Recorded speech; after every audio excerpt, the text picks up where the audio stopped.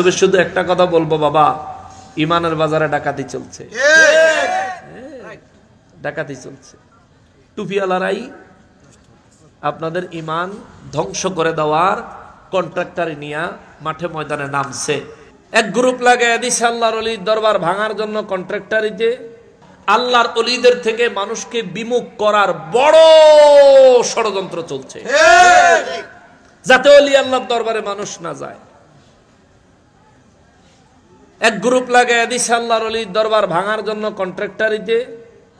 হেগরে বন্যায় সাহায্যের নাম দিয়ে হাজার হাজার কোটি টাকা ইহুদিরা দেয়, হেরা আবার বন্যার নাম দিয়ে ওই কালো টাকারে সাদা করে ফেলায়। বুঝেন নাই? ফেসবুকে স্ট্যাটাস দিলে বলে হাজার হাজার কোটি টাকা আইয়ে।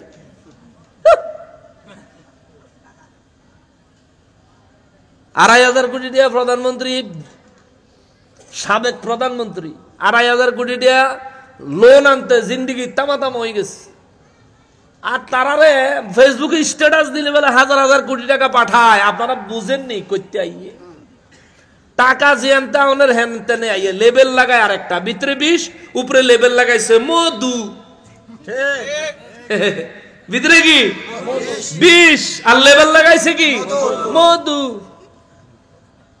এই সমস্ত নমুনা দিয়া আন্না তারা কালো টাকা সাদা কইরা ইহুদিদের এজেন্ডা বাস্তবায়ন করতেছে। নাহলে নবীর সাথে এত দুশ্মনী কিসে? ৪০ বছরের আগে নবীজি বলে নবী আছিল না, ফকিন্নির বলা তো সাবাত দাঁত ফলাইয়া দিব বেয়াদব। নবী সম্পর্কে না জানলে লেখাপড়া করো, জানো, জানতে তো অসুবিধা নাই। ৪০ বছরের আগে বলে নবীজি নবী আছিল। আরে বেদ্য বেগিরি, আমার নবীর যেদিন আগমন হয়েছে সেদিন আসমানের ফেরেশতারা মা আমেনার ঘরে তাশরীফ এনেছে। আমার নবীর আগমনের নূরের ঝলকে সিরিয়ার শাম দেশের বিল্ডিং গুলি, দালানগুলি, আম্মাজান, আমার নবীর আম্মাজান হযরত আমেনা তিনি বলেন আমি আমার ঘর থেকে সিরিয়ার দালানগুলো দেখেছি। তো যদি তিনি এই ৪০ বছর আগে যদি কিছুই না হয় তাইলে তো সিরিয়ার দালান তো লাইট মারলেও দেখা যাইত না। মক্কা থেকে সিরিয়া তো বাড়ির কাছের কথা না।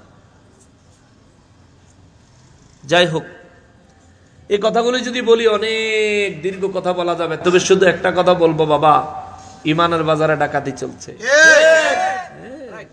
ডাকাতি চলছে। টুপিওয়ালারাই আপনাদের ইমান ধ্বংস করে দেওয়ার কন্ট্রাক্টর নিয়ে মাঠে ময়দানে নামছে।